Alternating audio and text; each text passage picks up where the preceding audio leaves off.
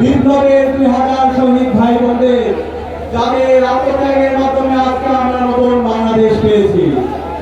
এই সাথে দোয়া করছি সকল গাজী ভাই বোনদের জন্য, যারা এখনো হাসপাতালে কাজ পাচ্ছেন, যারা এখনো পঙ্গু অবস্থায় আছেন, যারা তাদের চোখ হারিয়েছেন, পা হারিয়েছেন। আল্লাহর কাছে দোয়া করছি আল্লাহ তাআলা সকল গাজী ভাই বোনদেরকে দ্রুত সময়ের মধ্যে সুস্থতা নিরাময় দান করে।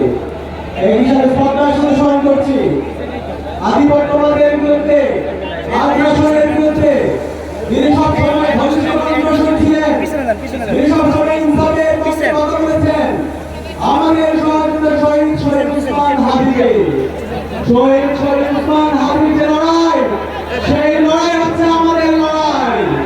শহীদ উসমান হাবিব আমাদেরকে যে আজাদির আজাদি দিয়েছে, সেই আজাদির লড়াই চালিয়ে যাওয়া হচ্ছে আমাদের কাজ। সংগ্রামী উপস্থিতি, আজকে যে জুলাইয়ের উপর ভিত্তি করে যে শহীদদের আত্মত্যাগের মাধ্যমে আজকে আমরা নতুন বাংলাদেশ পেয়েছি, আজকে যে নির্বাচন হয়েছে, সেই নির্বাচনে অনেক প্রশ্ন আছে। যাই হোক, তারপর নির্বাচনের যে সরকার এসেছে, সেই সরকার আজকে জুলাইকে স্বীকার করে।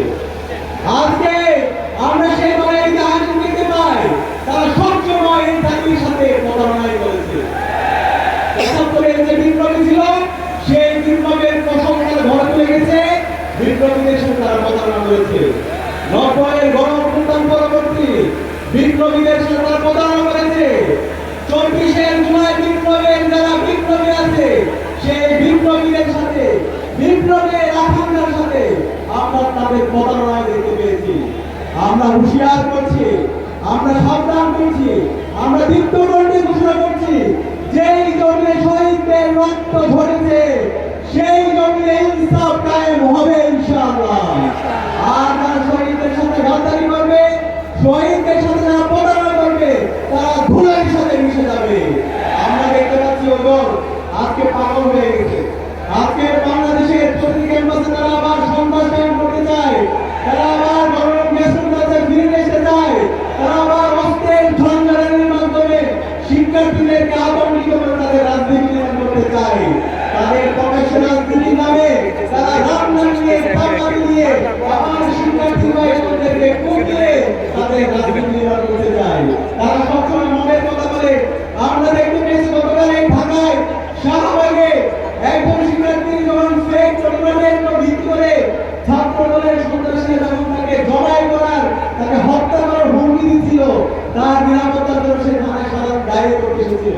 কিন্তু এর প্রেক্ষিতে আমরা দেখতে পেয়েছি ছাত্র দলের সন্ত্রাসীরা সেই থানায় গিয়ে 28 অক্টোবর লীগের সন্ত্রাসীরা লগি বইটা নিয়ে যেভাবে নেককারজনক নৃশংসতায় যায়, এদেশের মুক্তিকামী মানুষদেরকে পিটিয়ে নৃত্য করেছিল, ঠিক এই টাইমে আমরা গতকাল শাহবাগে শিক্ষার্থীদের উপর, ছাত্র সমাজের উপর তাদের নৃশংস হামলা আমরা দেখেছি।